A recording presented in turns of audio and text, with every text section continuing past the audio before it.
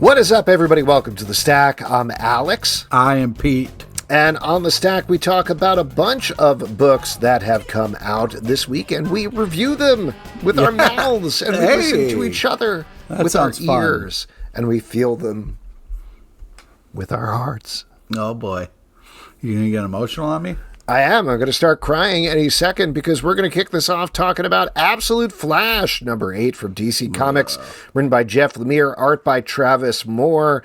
Now, no pun intended, but DC's Absolute line has been on a real run these past couple of weeks with some huge books coming out and huge revelations. We've been talking about that for weeks so far. Absolute Flash number 8, I would argue, certainly gets towards that realm potentially by flashing back. Oh my gosh, by going back and showing us, but I did not mean that. By showing us some of the origin of Absolute Universe's Barry Allen, we find out about, and I should put a spoiler warning here for all the books we're going to be talking about in the stack, but we find out about Absolute Eobard Thawne. We find out about Absolute Jay Garrick. We find out about where Grodd came from. We got to see what sure looks like the Legion of Doom's headquarters. Just the building the Hall of Doom, right? Yeah. It seemed like it. Crazy stuff happening in this issue.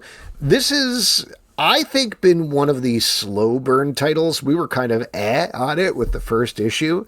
But man, it's really, and I'm going to try to avoid these puns as much as possible, really getting going. And this issue I liked a lot in particular, because we're starting to fill in a lot of the pieces that we've seen throughout previous issues in terms of this mystery of how Wally West got his powers. There's more mysteries here, but I'm starting to understand this is like a sci-fi conspiracy book. That's what's happening here.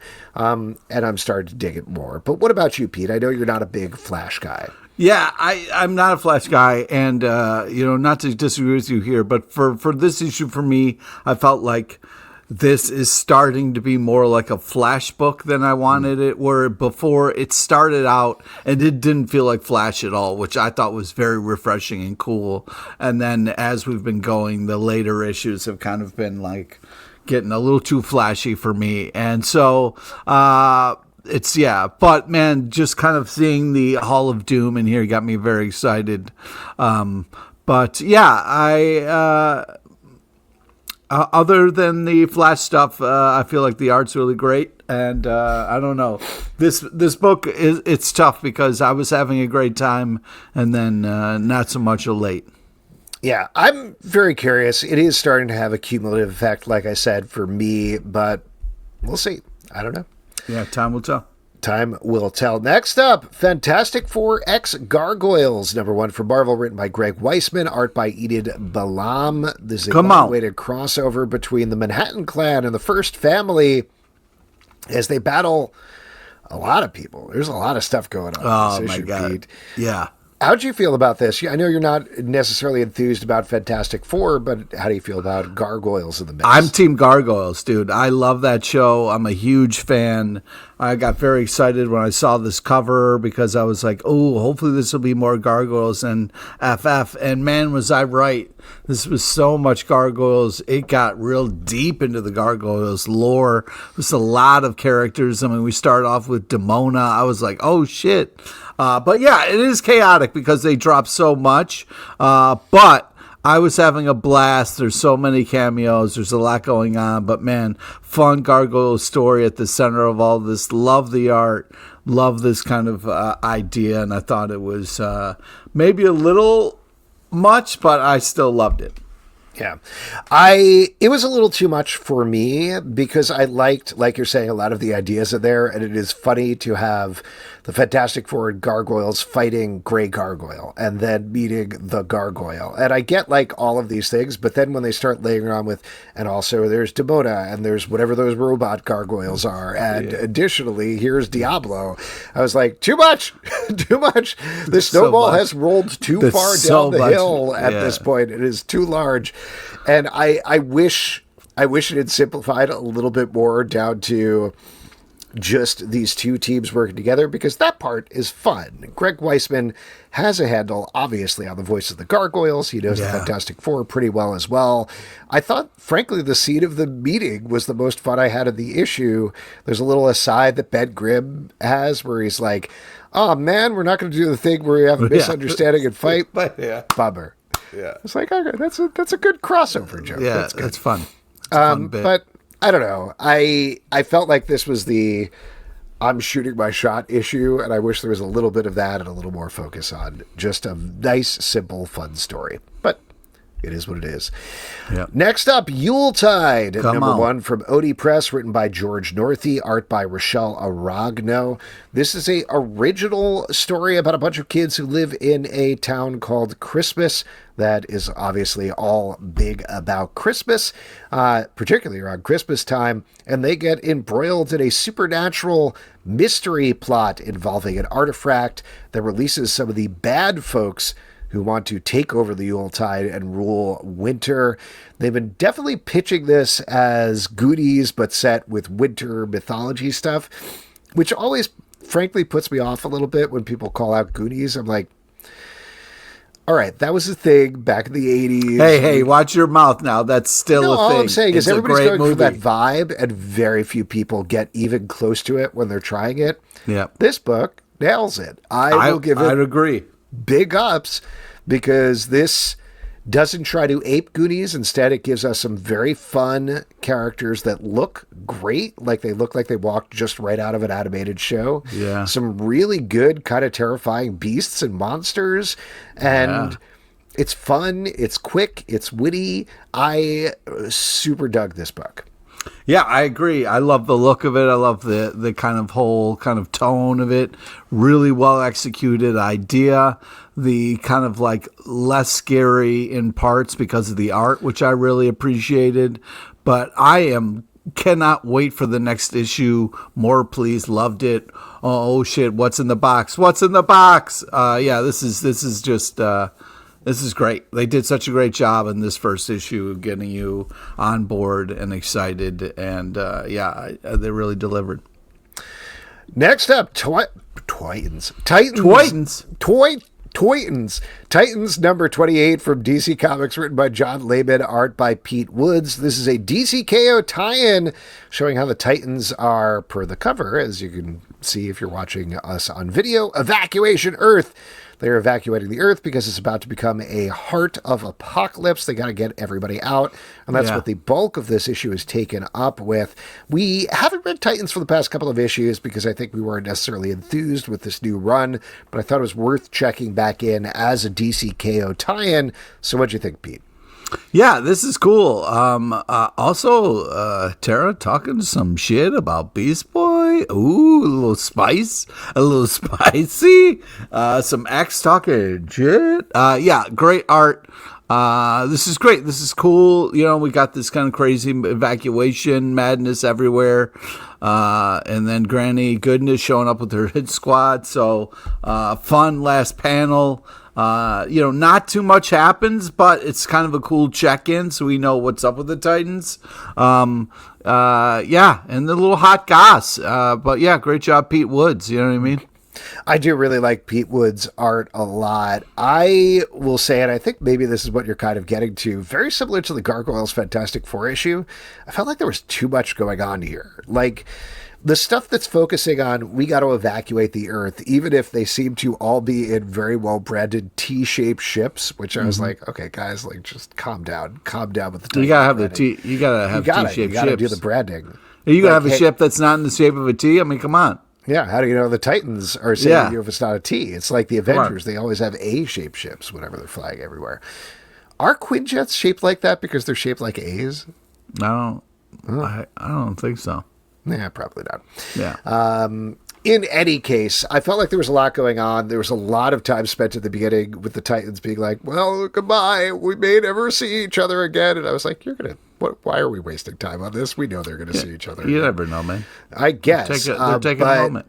The evacuation thing was interesting. I did think the terror scene, like you said, was interesting. I do have a question for you as the original grandma lover, which is, I believe, the sticker you have on the back of your car. How dare you? Is How do you feel about Granny Goodness at the end there? Because when Granny Goodness pulls up on her little Kirby sled, I'm kind of like, I don't find that threatening. What are you talking about? She's got so many parademons with her. It's intimidating. Sure, it's just like sort of the granny in the middle there I'm questioning, not the parademons. Okay, well, someone's got to roll with the parademons, and it's Granny Goodness. Yeah, I guess I shouldn't have laughed then when they were like, oh no, it's Granny Goodness. Also, her name is Granny Goodness. I'm just saying. She's not good. Yeah, she's but not she good. is a granny. Yeah, she is a granny. She has many wonderful grandkids. I don't know if that's true, but she's kind of a ridiculous character, but I still thought it was a fun oh shit kind of moment. So yeah, I'm a Granny Goods defender, I guess. Yeah, you're the original granny lover, as it says. I'm going to make you that sticker for your birthday. One World Under Doom, number 8 from Marvel, written by Ryan North, art by R.B. Silva. In this issue, some big stuff is going down as the assembled heroes of Earth are trying to fight back against Doom. Valeria is trying to talk him down from this fight, leading to a devastating moment at the end here. Pete, you are cheering, though, which I'd say I'm surprised by, but I know exactly why you're cheering, but take it away. Okay, well, first let me start by saying every time you say R.B. Silva, I want you to be saying Arby's for some reason, and I'm like, oh, Arby's. Well, I guess from the art perspective, do you think he's got the beats? Well, first off, this a cool cover. This is a very cool cover. This is the Thing punching out Dr. Doom. Yes. Yeah, and so I think the thing that we're both talking about is Dr. Doom's love of Valeria is just such a sweet, beautiful thing. It kind of gets a little ruined by the end, but I love this about Doom. I love this kind of like part of his character, part of his history, this thing of like he's evil, he destroys worlds, he's whatever, but he's an uncle, and he loves his niece, so it just gets me every time. It was such a touching moment, and of course the end was heart-wrenching, but man alive, I was having a great time up until that point. This was awesome. I'm shocked, Pete, because I thought the reason you were cheering is the thing that happens in the middle of the issue, which was the one page that made me laugh out loud, where the assembled heroes charge up Thor's hammer, not Mjolnir, but the other one, which I'm blanking on the name of, and Thing picks it up and is like, oh, hell yeah, I knew I was worthy. You know what time it is. And I was like, this is a wrestling page. This is great. Yeah, I love this. That was cool. That was my favorite part of the issue, because just watching him, I love the Thing. He's a great guy. And watching him slam Dr. Doom was awesome. That was very satisfying. I also like that this issue actually put it in Dr. Doom's perspective, something that I've been talking about a lot. I think the series has been lacking from, and made me wish that we got to go back and have the whole thing as this is focused on Doom rather than the heroes. I think that would have made it maybe a little more interesting from the perspective wise. I do like the Valeria stuff. I have a question and a knock for this issue. My question for the issue is, so at the end of this issue, Dr. Doom does a finishing move where Dr. Doom does a finishing move where he shoots his armor at everybody, and he says, like, I didn't kill them, but I incapacitated them. Isn't that cool? I'm supreme. And he doesn't realize that Valeria has teleported in at the same time, and she's riddled with these Doom armor shrapnel things. Yeah, shards. Yes, and falls over, and it sure looks Doom like sharded all over the world. There you go. Sure looks like in the last panel that her head slides off. Did you get that? Sure did, buddy. That didn't happen, right? Like, she didn't get decapitated the thing about by last panels. Decapitate a child. That's the thing about last panels. You know what I mean? They can be the next issue. They're like, what? Well, I don't know what you're talking about. So, or I it think could be. This points to my knock at the issue. The bigger problem, I don't think the art is good. Take it easy. It is very hard to tell what's going on in this issue at most points. The backgrounds, as I've mentioned in previous issues, are just like noise washes, and there's ways of making that work. I was trying to think about, like, why do I like this from some artists and not others? And I'm thinking about Russell Dauterman does, say, a lot of colors in the background, but the front is clear and the characters are clear and the action is clear when he's doing that, versus this that just seems like a jumble where by the end of the issue, either Valeria is falling over or her head is sliding off, and either way we don't necessarily know. So that is taking away quite a bit from the story for me, which is a real bummer in the second to last issue here. Also, don't kill a child. Yeah, I hear you, man. I hear you. I mean, we don't know. I'm looking at the kind of last panel now. It sure does look like a headless kid there. Yeah. Man. It's tough. Really hard. It should not be that hard to tell. Like, if they're trying to be like she fell over, fine. But if the stage direction is her head slides off, that's a crazy thing to drop in a like mostly silhouetted final panel of an issue. That's not even a like, ooh, wow, what a good cliffhanger for next month. That's like, maybe I never want to read a comic again. I don't know. Wow, guy. Yeah, I'm just kind of paging through the art here, and there's some really impressive splash page action stuff. There's also some like the smaller, like him, like golden version floating in space stuff is also really beautiful. There's pretty colors in here. I just think it's the pencils or inks that are not working for me, and I feel like the colors are working overtime to compensate for that. All right. Well, I don't know, man, if I agree. I just think that they're purposely not making it clear on that last panel, and I think that, you know, that's the way they kind of wanted it. Mm-hmm. So don't blame the artist as much as that's kind of what they wanted to kind of make it seem like, could it be this or could it, you know, I don't know. Well, I guess we'll find out next issue. We will. When we attend when the head drops. A child's funeral, I guess. Yeah, that'll be rough. That'll be rough. That sure will be rough. Yeah. Not looking forward to that funeral. Yep. Hector Plasm, Hunt the Bigfoot, #1 from Image Comics, written by Benito Serrano, art by Derek Hunter. This is part of, not an ongoing series, but a series of miniseries that has come back after a long while about a supernatural investigator who fights only specific types of monsters, not all monsters, and gets recruited, or denies getting recruited. He does not want to be recruited to hunt for the Bigfoot of the title. Pete, this is right in your wheelhouse. So wheel it away. I love this. I love this so much. I love the art. I love the imagination. I love the creativity. I love the shading. I love the coloring. I love the letterboxing. I don't know. This comic spoke to me. It's whimsical. It's fun. It's weird. It's creepy. It's all the things in such a cool art style. It reminds me a little bit of Jim Davis with the eyes and just kind of the way he draws humans. So I don't know. It's there's something about this that really speaks to me. I just had such a blast with this. This felt really refreshing and cool, and all this other kind of superhero stuff. So yeah, I just really was impressed by this. They did such a great job on this.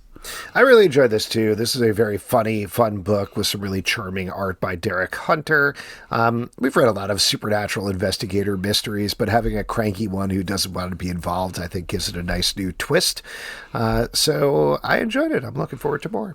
Yes, more, please. Next up, Mouse Man knows that mice have ears. And it's time for Wonder Woman #26 from DC Comics. Written by Tom King, art by Daniel Sampere. Wonder Woman is on an island ruled by Mouse Man. In this issue, we find how he came to power, though we don't get all of the answers because, as we find by the issues, and he's actually able to go toe-to-toe with Wonder Woman strength-wise. What's going on there? We'll definitely find out. And Wonder Woman is in a bad place by the end as well. Pete, you're wearing the shirt. What do you think? Well, first off, I love this book. I love what's going on here as far as the overarching story. This issue was rough because our team is losing. Mouse Man is winning, and so that's frustrating. But I'm very excited to keep reading, and hopefully we can turn this around. You know what I mean? So the good guys can win. But man, this is such amazing art, tons of action, insane twists and turns. And stuff like this makes me glad I don't live in New York City anymore, man. Those fucking rats are huge, bro. Fucking huge. I'm really liking this arc as well, particularly as we are experiencing a rise in fascism here in the United States. It's a tough read, but watching, or rather reading Tom King plumbing into the origins of this sort of thing at the same time through a superhero context makes it feel very timely. It's also really putting Wonder Woman on her back foot in a surprising way. So you feel nervous for her and you want her to win. Everything in this arc has been so easy up until this issue. And like you said, Daniel Sampere is incomparable in the action arena. A badass cover, too. This is really cool. Amazing Spider-Man, number 14 from Marvel, written by Joe Kelly, art by Ed McGuinness and Todd Knock. This is the part of the storyline that's focusing on what's happening on Earth, where Norman Osborn is in the Spider-Man costume and Ben Reilly is trying to be Peter Parker. And while we got that revelation, this issue shows how it's actually kind of difficult for both of them in different ways to be stepping into these roles, which, you know, gives you a real appreciation for Peter Parker and everything that he does, I think, right, Pete? Sure. I'm just excited that you're having such a great time. I think Joe Kelly is an amazing writer, and so I'm just happy that this is like hitting such a chord with you. Oh, that's very sweet, Pete. Thank you very much. This is hitting a chord with me. I'm really enjoying this Amazing Spider-Man run quite a bit. This was an interesting one because it does complicate things for these two characters and it jumps around to a lot of different places when I feel like the last couple issues were a little more focused. But I like what they're doing with Ben Reilly and Chasm. I like what they're doing with Hallows Eve in this issue. Yes, Hallows Eve. Favorite characters of the past couple of years. Janine. And the Norman stuff, giving him new villains and a rogues gallery of his own is pretty neat as well. Let's move on then and talk about G.I. Joe, number 12 from Skybound and Image Comics, written by Joshua Williamson, art by Marco Fodera. This issue is not exactly a done in one, but we are focusing on a new Joe called Shooter. Yeah. Who's been imprisoned, how she Shooter's gets out, tour. Why she gets out. Pete, you're our G.I. Joe guy. Take it away. Come on, Shooter McGavin. What's up? This is, I mean, I'm having a blast with this. This is just, this is Shooter's tour, man. Go back to your shanties. I think that this is just kind of cool. We get Lady J in here. We get Beachhead. I mean, who doesn't love Beachhead? You know what I mean? Come on. And why is he Beachhead? He doesn't seem to have like a sandy complexion or anything like that. Like, what's going on with him? I don't know, man. It's been a long time since I remember the origin story. You're supposed to know Beachhead. This is why we hired you for this show. I love Beachhead. He's had a lot of great, fun stuff in this, and it's nice to see him being himself in here. And then we get Major Blood, who teams up with Destro and Cobra. But Destro's got some side projects, man. He's got some evil side plans. I love this. This really feels like it's an extension of the cartoon that I love from back in the day. So, yeah, I this just is hitting on all cylinders for me, and it is an absolute blast. I thought this issue was all right. This is a solid but unspectacular issue. I enjoyed the Shooter character. There seems to be a lot of pieces that are being set in place for other things. Frankly, this left me with more of an appetite for the next issue when we're getting Tom Reilly back on art. Nothing against the art for this one, but Tom Reilly is so good on this title. And the focus of the Dreadnought War that's coming up, I think that's going to help a lot to give it a lot of oomph going forward. Cool. Yeah, well, but crazy. Shooter is, might not be the best good guy. So, I mean, that was some cold-blooded shit. Justice League Red at number 3 from DC Comics, written by Saladin Ahmed, art by Clayton Henry. There's a team put together by Red Tornado that is doing basically some dastardly deeds against their will to try to stop the rise of Apocalypse. I am very curious, given that revelation, this issue, because he lays out like, hey, I've seen Apocalypse is coming. There's nothing we can do to stop it unless we do these things, and I think we'll be successful. And they're leading up to a mission they're almost definitely not going to do next issue. So I'm wondering how this ties into DCKO, which is kind of the same thing. Like, are we going to find out in issue 5 or 6 that they failed and DCKO happens, or what happens, or is it 2 parallel train running? I'm not sure. Yeah, I hear you. But a fun kind of last panel. We got the fun bad guys, the Church of Blood here. Green Lantern is just ridiculous for using sticky hands to fight. I mean, that just drives me insane. But I love the pace, love the art. This really does feel like a kind of Justice League book, and you can't trust Red Tornado. I've said it once, and I'll say it again. Yeah, you never stop saying that. Yeah. And I never stop saying it is time for the Age of Revelation to begin. It is once again upon us, as we're going to be talking about this week. What is this hand gesture thing that you're doing here? The sun. I would do a better gesture if we didn't have like a small StreamYard window going on here, but I would have to reach around. You just said... Nope. How about that? Glad that tickled you.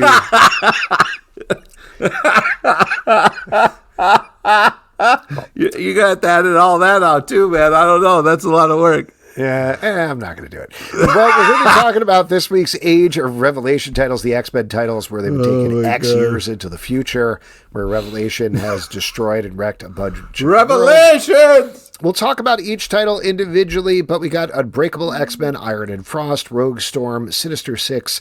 That's it. I was about to skip to the next one, which has a similar title. But those are our titles for this week.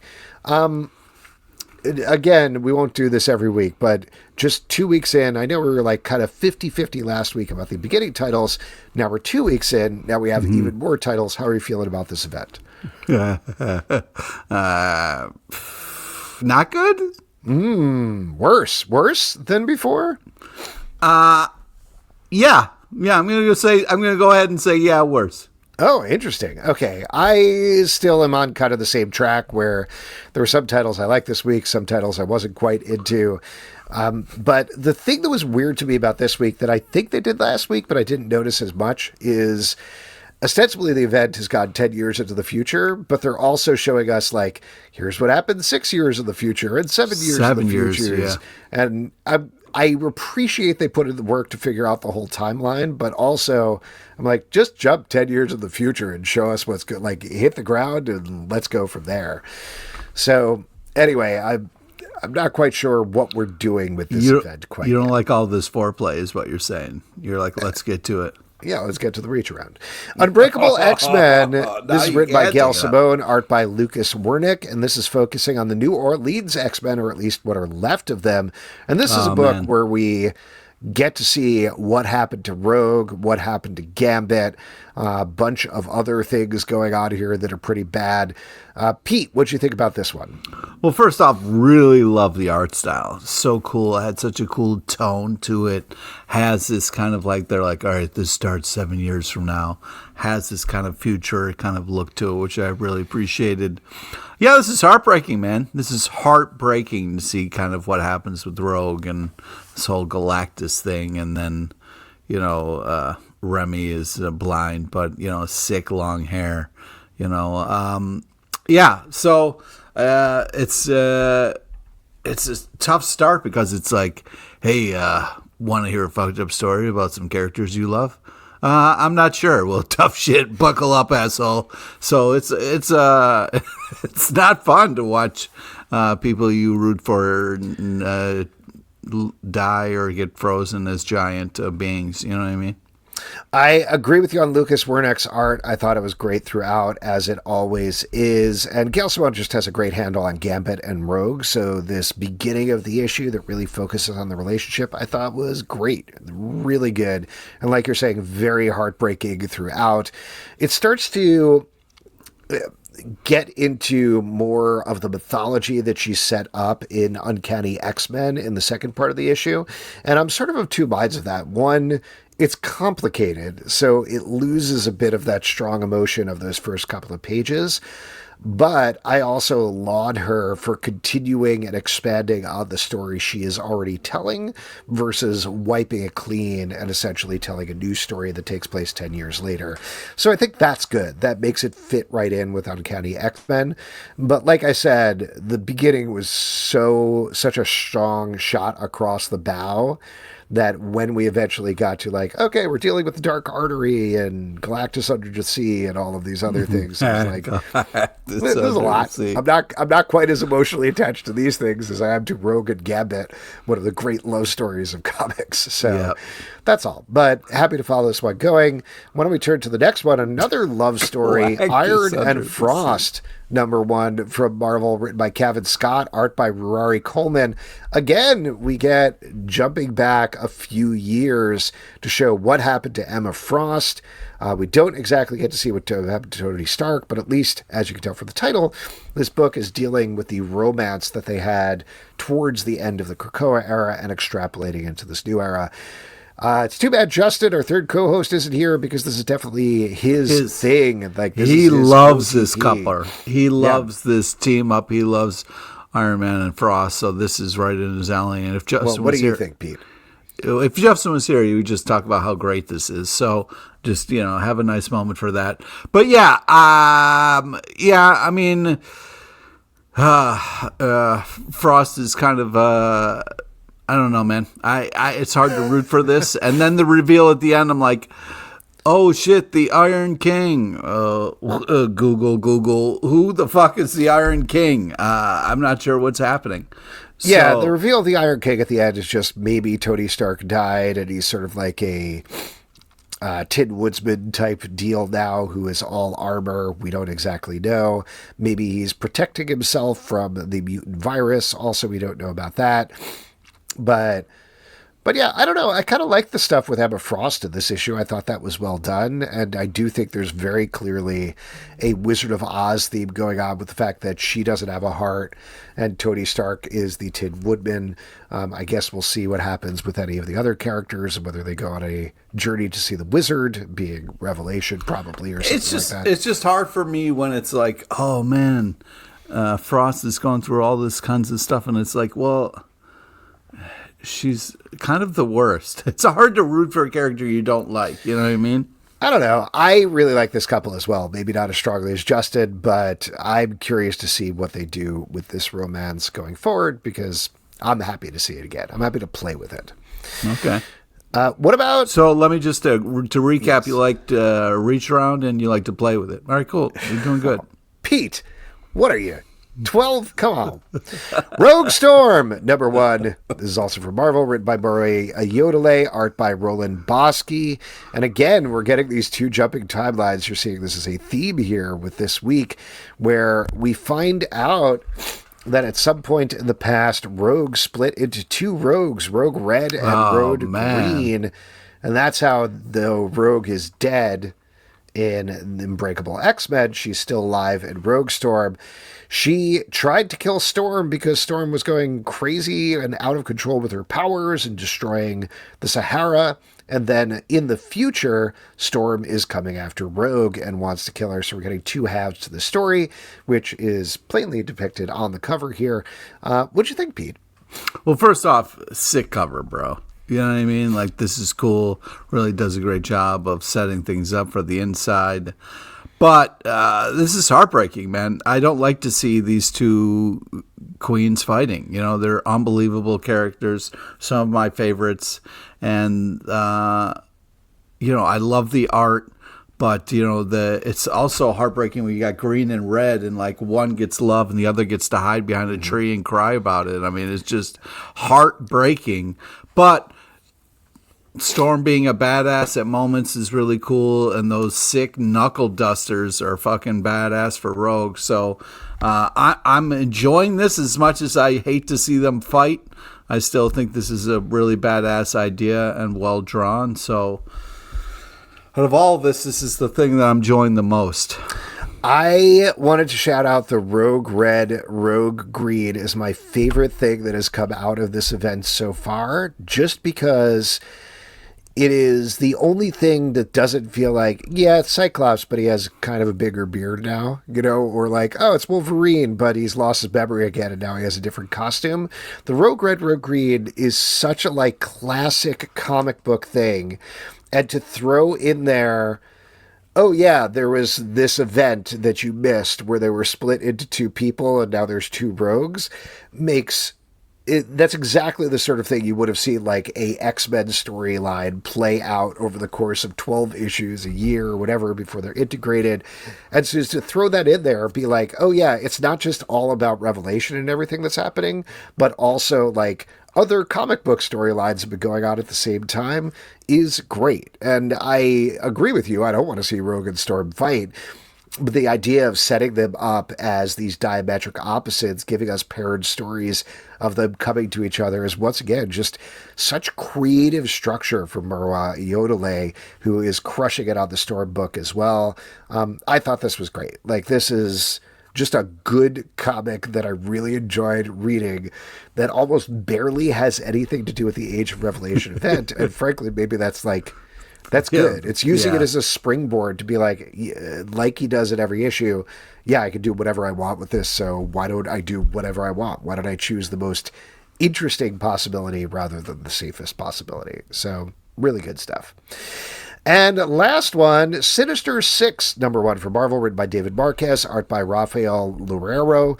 Per the title, this is a team run by Mr. Sinister, and in this issue, they're trying to track down Venom. And, man. By the end of the issue, it's revealed that Sinister is trying to send his team to take down Revelation. So that's what's going on. Pete, that is what's going on. You got the heroes from hire here. They're not the prize, but they're bait.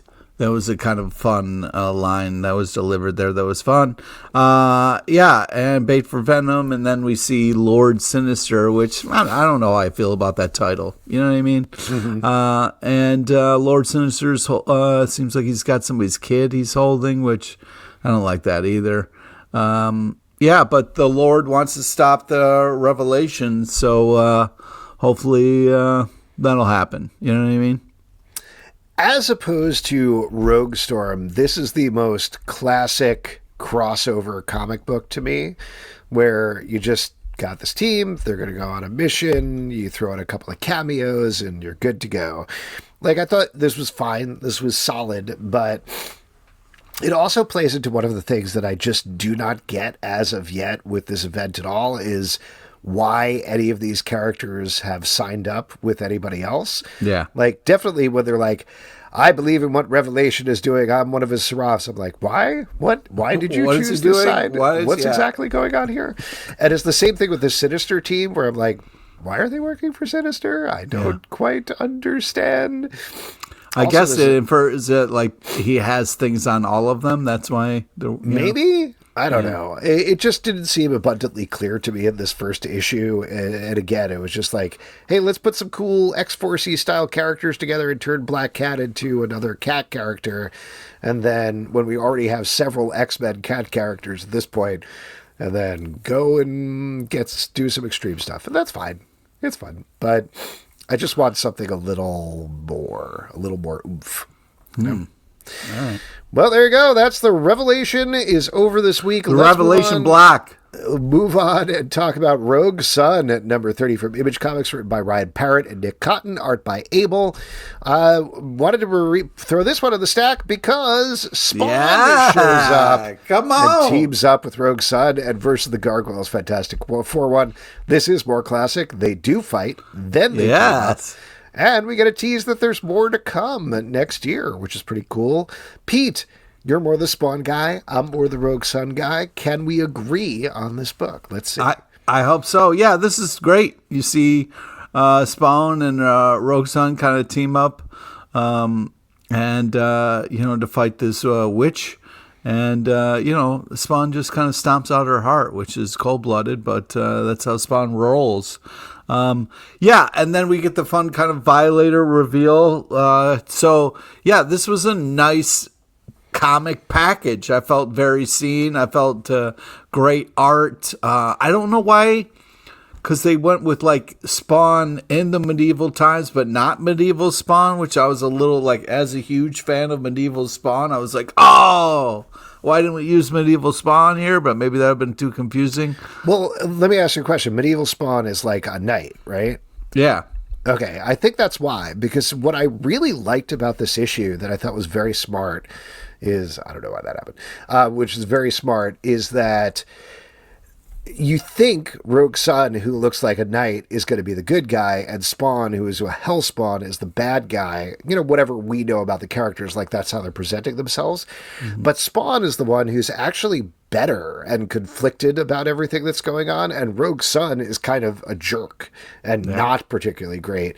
So there was a really nice flip there in terms of the expectations, and I'd imagine that's why they didn't use Medieval Spawn, who they are going to be using this upcoming crossover, because then you would have these two knight characters versus two people that are coming at this problem from very different directions. Okay, well, thank you for explaining it to me. It makes me feel better. That was my take on it, because I really like this issue. I thought this was a really good crossover issue. Great issue. Yeah, really fun. Yeah, best issue. The best crossover I've ever read, Pete. Oh, my God. Wow, we're really plussing it up. Yeah. Well, let's see if we plus this one up. Krypto, the Last Dog of Krypton, number 5 from DC Comics, written by Ryan North, art by Mike Norton. The final issue of this title as Krypto finally makes his way home to Superboy. This has been a rough emotional journey for our boy Krypto. How'd you feel about how it wrapped up, Pete?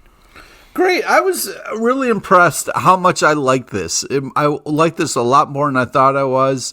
Really just kind of touching story, talking about Krypto, not the currency, saving a family and then find Superman, and they're finally together at last, and just sweet ending. Great art. I was really impressed by this kind of like Krypto walking the earth, helping people along the way, kind of kung fu thing that this was. Awesome. Impressed. I really like this as well, and I thought it was really sweet how it wrapped up. The thing that I've been saying every issue so far is Mike Norton has really evolved his style for this book in a surprising way. It's really clean, really beautiful, and it just feels timeless in the same way that it's a very different style, but the same way Tim Sale's art feels for, Superman for All Seasons and other things. So I really like this. This is a great volume. Definitely pick it up if you have not. Next up, The Punisher, Red Band number 2 from Marvel, written by Benjamin Percy, art by Julius Ota. The Punisher is being controlled by the Kingpin, who has decided he wants to clean up New York in the bloodiest way possible. We get to see more of that this issue as Frank wrestles with being mind-controlled, as well as Tombstone bloodily doing stuff. And one thing that I said with the last issue that I will continue to emphasize with this one, it actually, in a rare case, is earning its Red Band rating because some real gross stuff happens in here. Yeah, it sure does, buddy. This is tough. This is really tough for me. Because every time I'm like, yes, another Punisher comic. I'm so excited to read this. And then at some point during the comic, they lose me, which is weird. But hey, it's selfish of me to think that I'm going to love every Punisher comic, or every comic is going to be in my wheelhouse. You know what I mean? So I got to learn to share. And but some of the fun parts for me were old lady talking on the phone, and then Frank shoots the phone out of her hand. She's trying to call 911. So there were some fun over-the-top moments, but it lost me when Kingpin started getting naked and whipping himself. He was flagellating himself. That's something that he was doing in Daredevil as well, right? I don't remember that. I think so. But anyway, I don't know. I was having fun up until there. This issue wasn't as strong to me as the first issue, which was this, big statement piece. Here we're getting more of it and continuing it, but there wasn't really a standout scene or revelation like there was in the first issue. It just kind of kept going with what it was doing. I mean, there was a badass moment with where he's shooting the semi truck. That was kind of badass. It was okay. I did like the description of, what was it, him heading through the Lincoln Tunnel like a bullet through the barrel of a gun. That was some good writing. That was some good writing there. Yeah, there you go. Invincible Universe Battle Beast, number 6 from Skybound Image Comics, written by Robert Kirkman, art by Ryan Ottley. Battle Beast is fighting one of these two gigantic colossuses, one of whom he thought he killed. Spoiler, he did not, as we find out in this issue. And the other one he is going head-to-head with, and she is unprepared for the fury of Battle Beast. Then, by the end of this issue, we get some huge cameos and tease of more for the Invincible Universe that are very fun. I continue to really enjoy this comic. It's silly, it's over the top, it knows what it is, which is just big things fighting. Yes, I fucking love this comic. This continues to be one of my favorite in the stack, and I wish I could go back in time when we were talking about the DCKO event, and we were asked who we want to see, because Battle Beast would be an unbelievable fun character reveal. That would be such a blast. But this book continues to kick so much ass and be such a fun exploration of Battle Beast. He is kind of taking on this giant monster, and then is about to win, and the monster calls a timeout, which is kind of hilarious, and then just kind of throws him across the world to give themselves some time to heal before the battle rages back on. But yeah, I'm having such a blast with this. This is so insanely violent in all the right ways. Amazing art and action, cool cover. I have been just having an absolute blast with this. Also, I'd throw out there, beyond everything you said, because this is very fun, we get our little prince guy who got smooshed last issue. He very quickly grows back his tiny limbs, which is very nice. And then the ship's computer that they were riding around is now in his former robot armor body. They started drawing that robot armor body as kind of like a sexy lady, and I think there's going to be some romance going on between our shrunken prince and the ship armor. I'm just going to throw that out there. Oh, wow. What do you think, Pete? You into it? You shipping the ship? I don't know if I'm shipping the ship, but the kind of tease of the Viltrumites throwing Conquest our way is also very exciting. Yeah, and then we have a 5-month break, so we'll see you back here then. See you in 5 months. Okay, sure, I'll be here waiting.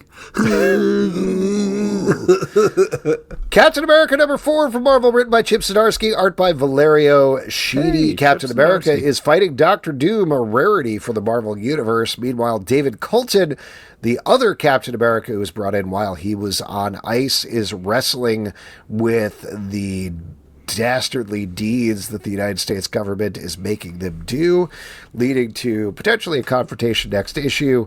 I've been a little iffy about this run, but how are you feeling about this one, Pete? Well, yeah, this is tough because we get two stories here. One story I absolutely love, and the second one not so much.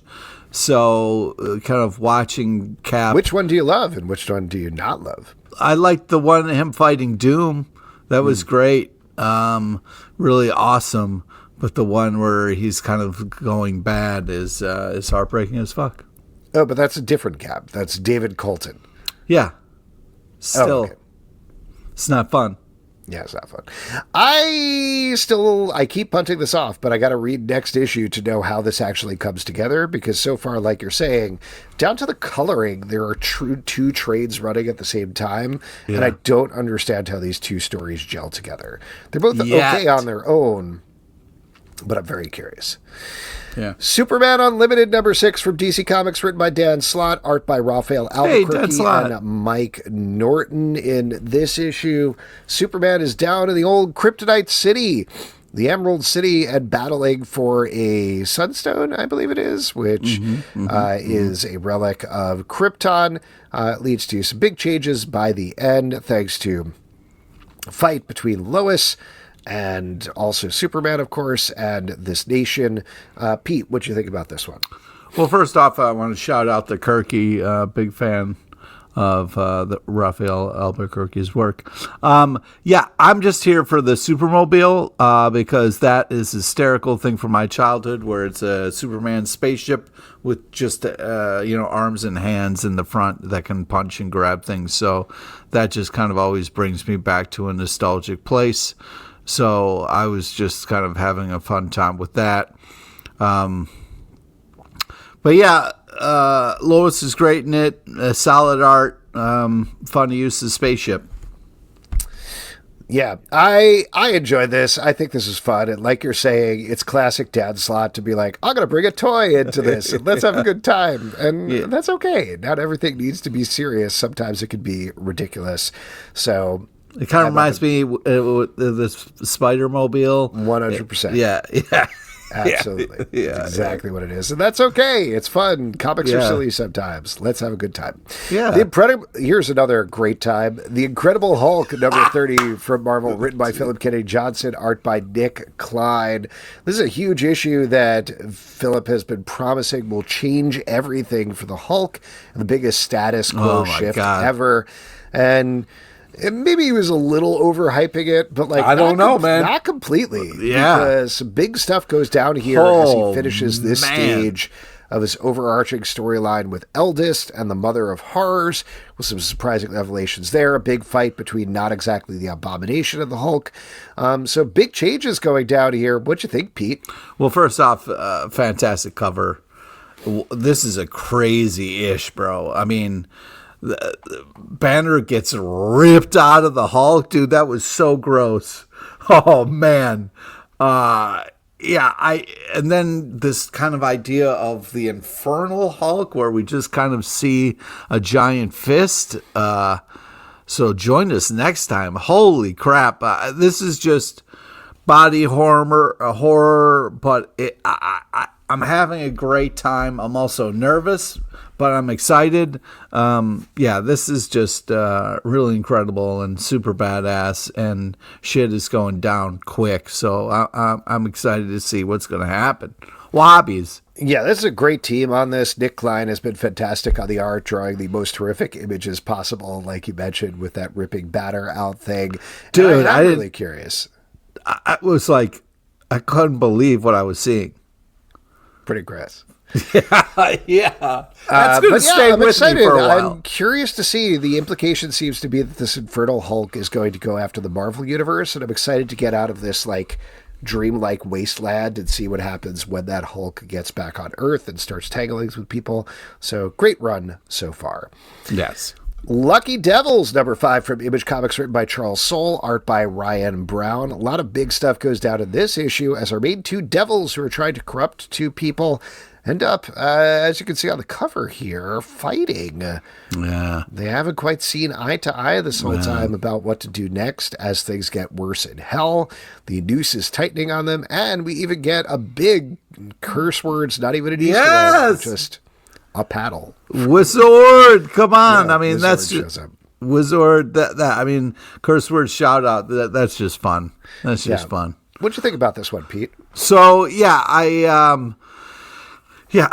kind of got these two demons in hell, and unfortunately, they were kind of on board with this plan, and now they're on different sides, and it's heartbreaking because Vale is kind of, pulling away, and she wants to kind of keep doing horrible things. And he's like, maybe we should be telling these humans to be doing good stuff. So classic, fight scenario where, relationships are hard and you can start out on the same page, but, things happen. Life changes people and even demons. So I don't know, man. It's heartbreaking, but I'm pulling for these devils to work things out and not hurt humans in the process, if that's possible. Yeah, I guess we'll see. I do like love the art, love the pace. Love the art, love the pace. There's always some fun, weird, funny stuff that's going on here as well. I think we're losing track of the humans and the essential concept a little bit as they start to layer on all of these different things in this book, but I'm still intrigued by it, and I'm curious about whatever mission statement they're going to end up at, because Charles is always very smart about that stuff. Yeah, he's a very smart writer. Artificial, number 2 from Image Comics by Maria Lovid. This is about a woman who has hired a sex cyborg for a weekend, and she hasn't been really paying attention to the directions. We all do that. We get something, we don't really do it. We're like, it's fine, I got it. But this is going to turn out pretty bad for her as an old flame comes back that she has to reject while this android is still in role-play mode.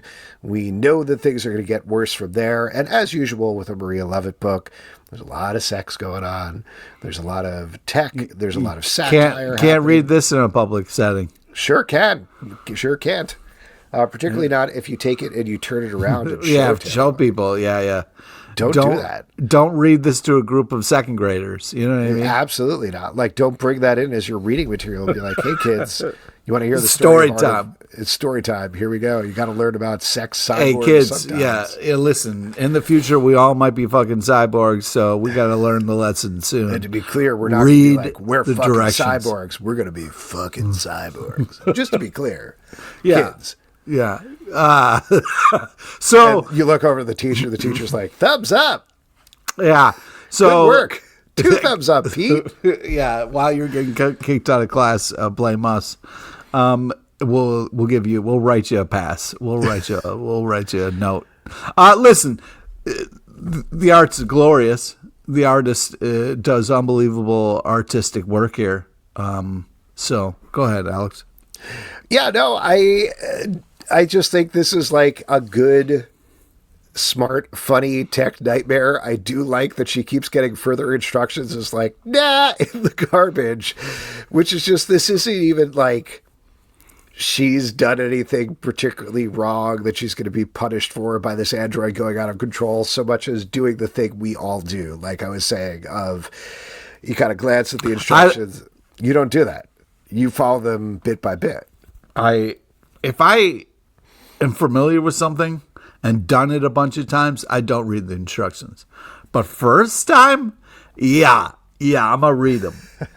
I do think it's very typical behavior, though, and I like this is extrapolating it to the worst extreme possible. It is. It's funny. It's arch. I don't know. And like you said, great art from Leavitt. Why don't we move on to our last book here? Godzilla Destroys the Marvel Universe, #4 from Marvel, written by Jerry Duggan, art by Javier Garrón and Medina. After banishing Godzilla for many years, he is back and coming for the Marvel Universe. So what do? They form a giant mech to take him down. Yeah, Voltron styles. And Cyclops, you're the heat vision. This is fun. This is just a fun idea.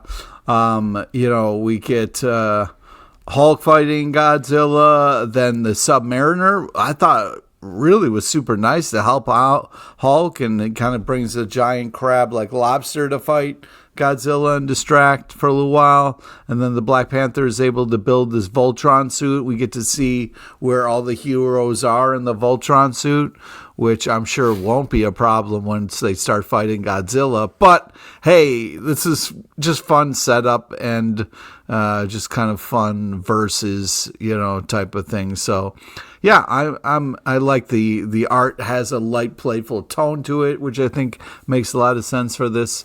Yeah, this is just exactly what it sets up to do and delivers. I am surprised about the light, jokey tone that has been throughout the series, but we're 4 issues in, so there's nothing I can fight against. I do like the cross-section showing all the different heroes, the different part of the, Jet Jaguar suit or whatever they're building there.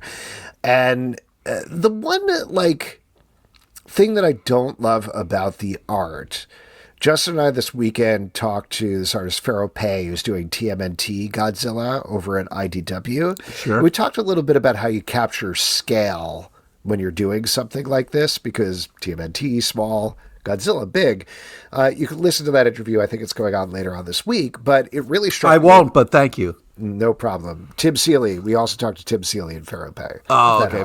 Fine. All right. Thanks, Pete. Anyway, the scale was off in this issue just because, you saw Hulk injecting the PIM particles, but he was the same size throughout, at least in terms of what we were seeing. We weren't seeing the background. We weren't seeing him grow big, which destroyed the size matchup between, oh man, we have a kaiju-sized Hulk taking on Godzilla. You don't get the sense of how huge that is. And same thing when the Jet Jaguar suit first came in. Yeah. is it was small. just kind of the same size, which makes it feel small. So there was a little bit of those issues that I was having throughout the issue, issues through the issue. But, it's fun. It's light. It is what it is. Having issues with the issue. Well, what I'm excited for is I'm hoping Godzilla will knock off the head, and it will just knock off Cyclops, and then they'll continue fighting without Cyclops and win. We'll see what happens. Yeah, we'll see what happens. And that is it for the stack. If you'd like to support this podcast and all the podcasts we do, patreon.com/comic book club. Also, we do a live show every Tuesday night at 7 p.m. to Facebook and YouTube. Come hang out. We would love to chat with you about comic books, Apple, Spotify, Android, or the app of your choice. To subscribe, listen, and follow the show, comicbookclublive.com. For this podcast and many more. Until next time, we'll see you at the Comic Book Club. Yeah, thank you.